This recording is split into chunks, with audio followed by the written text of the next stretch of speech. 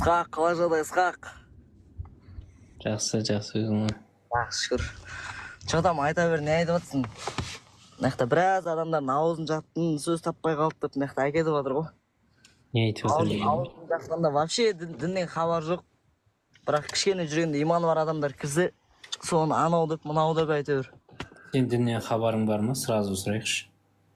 Дін маман емеспін, бірақ саған по факту айтып бере аламын. Мен сұрақтарыңа жауап ше. Болды, по факту.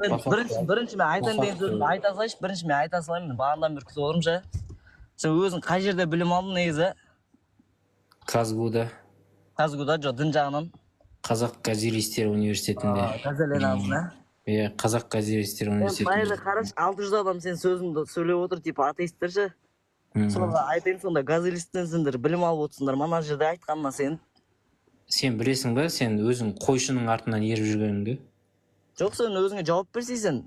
Жоқ, ладно, бұл кісілер газель, қара, түсіндіріп берем. Газель айдау оңай тірлік емес. Газель деген ол кәдімгі 21-ші ғасырдың үлкен технологиялық көлігі. Мен қасында газель жоласып алма отыр, Ысқақ.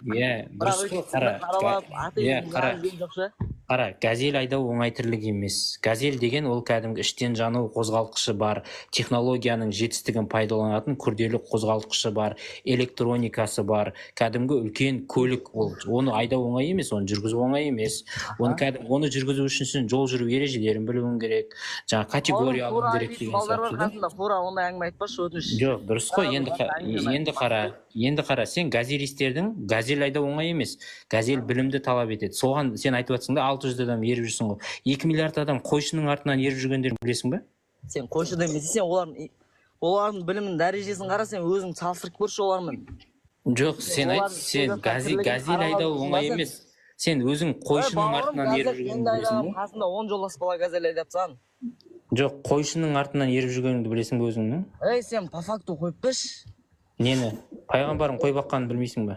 Қой баққанын білем ғой мен. Жоқ, негізді. Білетін болсаң, неғыл деп отырсың енді? Өзің қойшы. Мен сұрағыма прямой жауап берші, әңгіме. Прямой жауап беріп отырмын ғой. Мен оқу жазу білем, мысалы. Оқу жазу бәрі білет. Мектеп. Пайғамбарың білмеген ғой. Пайғамбарың білмеген, айналайын. Мен оқу жазу білетін газелистің артынан ерген халыққа әңгіме айтпа, сен оқу жазу білмейтін қойшының артынан еріп жүрген адамсың. Сен өзіңе жауап берші, танымаймын мен. 600 адамға сен білімің жоқ, төмен біліммен не күттеп отырсың? Білімім бар айтып отырмын ғой. Сен дін жағынан білімің жоқ қой, саланы толық меңгермегенсің ғой. Сен пайғамбарың да меңгермеген ғой. Одан кейін Аллах берген оған. Аллах сондай ілім берген. Маған да біреу беріп жатқан шығар, қаяқтан білесің? Саған кім не беріп жатыр, айтшы сен. Айтуға болмайды. Нұржан имаммен шыққан кезде білмеймін дегеннен басқа не айттың сен? Біраз сөзіне сенің келістің, біраз сөзімен ше, может Аллах бар шығар дедің. Бірақ оның жаңағы не дедің? Оның құдіреті оншалықты шексіз емес шығар деп бастадым, бірақ даже тыңдамаған, сен тыңдамаған түсінбеген адамсың ғой. Енді сен жаңа айттың ғой, мен сенің сұрақтарыңа жауап бере аламын деп. Қояйын ба сұрақ? Жоқ, сен мен сұрағыма жауап берсей. Не сұрақ қойдың, мен сенің сұрағыңа жауап беріп отырмын ғой жаңадан бері. Дін жағынан қандай білімің бар, сонша адам. Дін жағынан білім жоқ. Ол ғой енді сен қалай басың шығып тұрсың білімің болмаса. Маған қызық емес сен білім болу. Не үшін қызық емес ол, сен сонша адамға үгіттеп отырсың, сен жауапкершілік қол. Енді менде сонша адамға қараш, эфир ашып отырсың, сонша адамға шын жаның ашып дегенше. Айналайын, дарылдақ. Менде білімнің жоқ болғаны сендерге пайда емес па? Бізге пайда емес та сол. Бізге қазаққа білімді, көз ашық, көкірегі ояу адам ақыл айтқаны дұрыс. Иә, менде білім жоқ болғаны. Құдай жоқ, біреу жоқ, дін дұрыс деген. Мысалы, дін жағынан имамдар, мысалы, білімсіз адам уағыз айтпайды ғой. Тыңдасай, мен саған уағыз айтып отқан жоқпын ғой. Сен атеизм үгіттеп отырсың ғой. Мен үгіттеп отқан жоқпын, мысалы, сен атеизмге ешқашан жолаушы болма. Жоқ, Құдай жоқ. Мына жақта шыққандарға типа доказать еткен келіп тұр ғой, сен Аллах жоқ деп. Жоқ, ешқандай ештеңені доказать етпеймін. Мысалы, сен ешқашан атеизмге жолаушы болма. Көріп жүргенімше, мына жерде типа сен фанатиктерің бар. Ешқандай білімі жоқ адамнан білім алып отқан фанатиктерің. Дұрыс қой, енді қарасай. Жоқ, сен жаның аши деген сонша адамға, тыңдашы, сен жаның ашиды сонша адамға ше. Енді сен бар ғой ондай. Ат жөнін жазып шықпайсың, ақыт жан ашыр екенсің. Сенің неден қорқасыңдар айтшы, неден қорқасың? Сенікі шын дұрыс болсашы. енді бір рет Ақиқат сен болса. сөзді бөліп тоқтамайтын болсаң, сен Шарасылам, сен не болды? Демің жетпей қалды ғой, тұншығып Басқа отырсың. не етесің, қашып кетесің ғой шығарып. Дагаса бас көрейік. Демің жетпей отыр ғой сенің. Ол просто ішіме жинап қойып, маған бір крышам тайып отырсаңшы. Вообще орынсыз ғой сөздерің. Крышаң тайып отырса, шегелеп клеить етіп тастасайшы. Жас баланың әңгімесін айтпай, айтшы сөзіңді жалғастыршы. Жас баланың әңгімесін, крышам тайып отыр, анау мынау деп. Басыңа ие бола алмайтын ба? Не қойдың сол жерде? Сөзіңді айтсай, аяқташы сөзіңді. Тағы да бір сөз. Мынандай ғой, сен газелисттің артынан ерген адамдарға, біріншіден, ол адамдар менің артымнан еріп отқан жоқ, ол адамдардың өзінің басы бар, олар да сен сияқты тұлға, даже көпшілігі жағаласпа деймін саған, жағаласпа. Ол адамдар, бұл адамдардың ішінде сені оңырап шайнамай түкіретін талай білімді адамдар отырған болуы мүмкін. Так что сен өзің білмейтін адамдарға тіл тигізбей отыр біріншіден.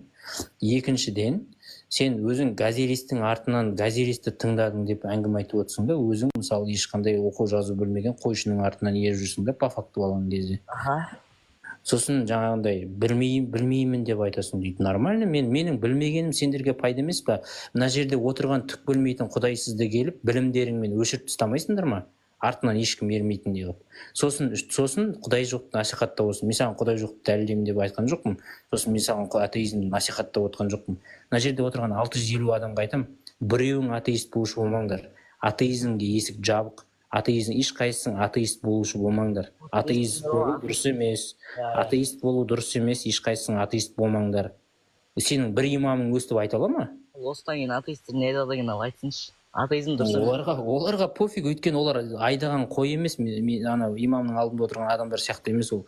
Бұларға мен не айтсам да, бұлардың өзінің пікірі бар, пофиг бұларға. Тыңдашы мақұл, айттың ба, болды ма? Сен құдай жоқ деп дәлелдегенге отыр эфирде, сонша адамға дұрыс па? Дәлелдемеймін. Шақырып, фейсбукқа сөз таластырып. Дәлелдемеймін. Нені дәлелдемей отырсың енді эфирде құдай жоқ деп? Ештеңе дәлелдеп отқан жоқпын. Енді құдай жоқ деп не үшін шығып отырсың эфирге? Мен өзімнің пікірімді айтып отырмын. Өз пікіріңмен өмір сүріп жүре берсей тыныш. Енді мен өз пікіріммен өмір сүріп отырмын ғой, сенің машинаңа келіп алып, газелист досың екеуіңе уағыз айтып отырмын ба не? Жоқ, сен мына жерде қаншама адам көреді сен эфиріңше, тек сен көрмей-ақ қойсайшы. Сен көрмей-ақ қойса енді. Енді қараш мақұл, айтып алайын соңына дейін, тыңдайсың ба? Сен көрмей-ақ қой давай. Қара тыңда. Құдай жоқ деп отырсын, басқа деп отырсын эфирдеші.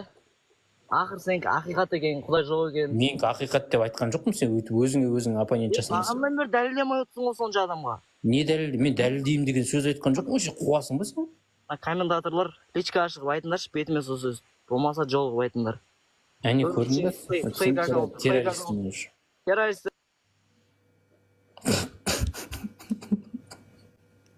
Мен таң қалам бе? Ұнамай ма, көрмей-ақ қойыңдар. Мен ешқайсыңа атеист бол деп айтып отқан жоқпын.